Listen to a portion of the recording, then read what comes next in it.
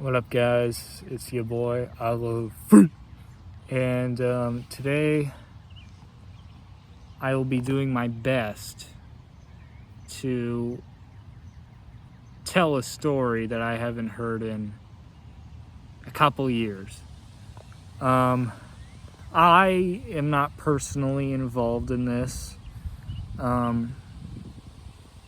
but I feel it is my duty to share this with the world and whoever may be watching.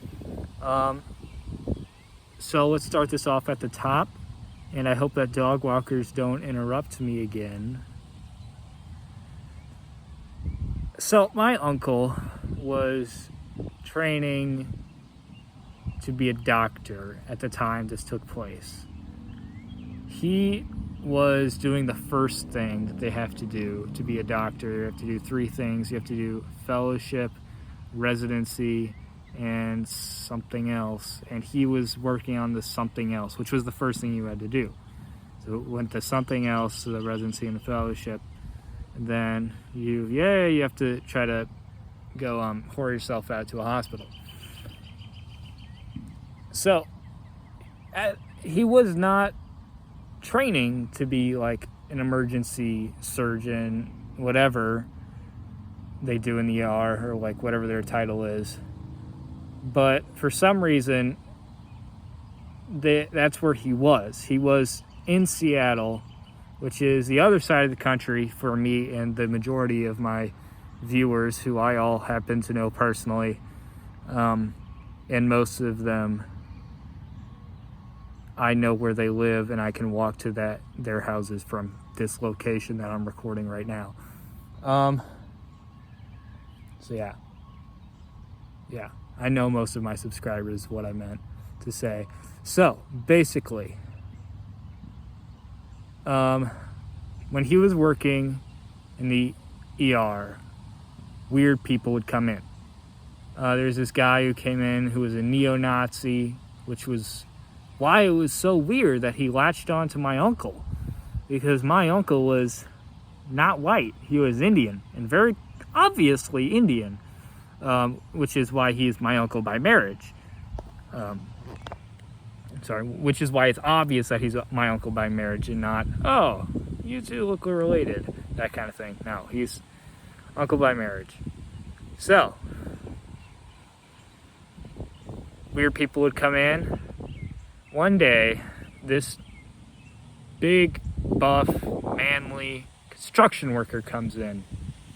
He's a little shy, and he says, well, I don't know what happened, but this time, when I put it up there, it didn't come out.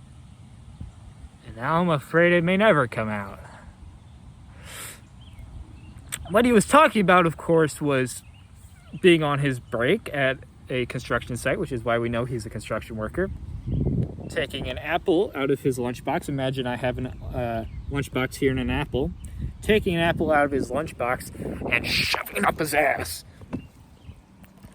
So just popping it up in there. At this time, it didn't come out.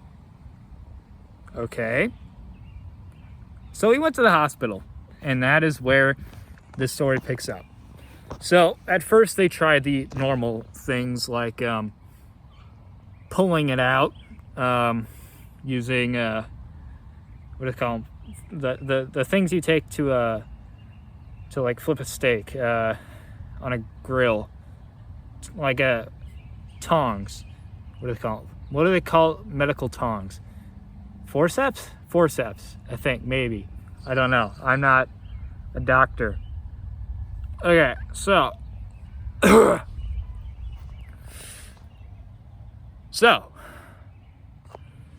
try the forceps. They're grabbing at it. They're trying to get to the apple. They're trying to get to the apple. They get to it, but they can't get a grip. It just keeps slipping off. And keep in mind, this guy is like on his stomach on an operating table with his ass in the air, fully awake, while doctors are trying to pull an apple out of his ass. I try that. it didn't work.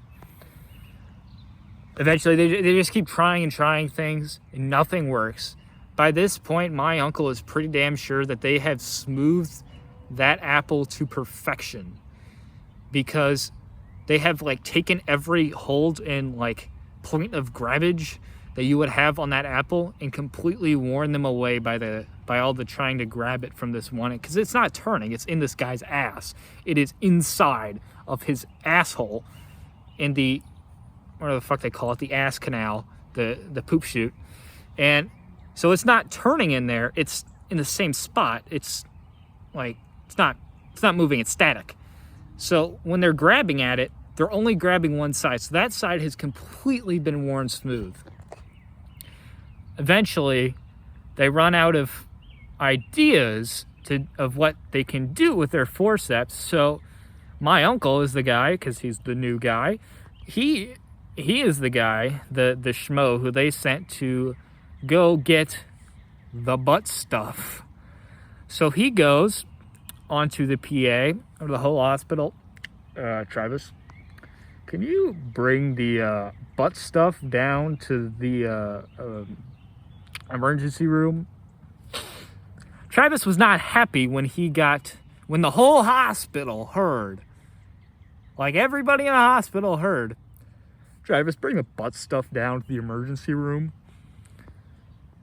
as it could be misconstrued. Travis was not happy. I don't think his name was Travis, but I'm going to say it was Travis. So anyway, he brings the butt stuff down to the emergency room.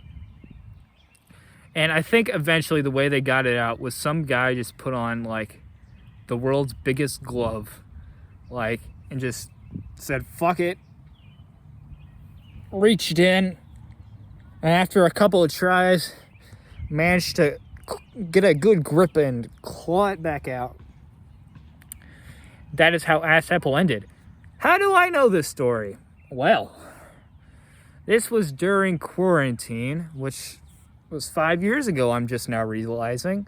This was during quarantine, so we were all like, me and my family were playing Cards Against Humanity with friends over Zoom. So we're playing Cards Against Humanity over Zoom. If you don't have a deck, that sucks for you, was basically the rules. Like, everybody had their own deck. And then you'd play over Zoom. So while they're doing that, my mom gets a phone call, and she goes in the other room, so like just around the corner, and she's getting a call from my aunt, who's having this story told to her by my uncle on the phone. So like it's now a 3-person call, and she says something out loud like Assapple, and everybody on the Zoom call heard it. And they're like, what? We need to hear this story. And she poked her head around the corner and said, I'll tell you in a minute. She went back in there and heard the story, repeated it back to the group, and now I am repeating it back to you. I later had him tell it to me in person, because by virtue of knowing him, I can do that. And I will try to do that again, because I'm sure I missed out on some detail. But that is the bare bones of Assapple. Thank you for watching. Feed out.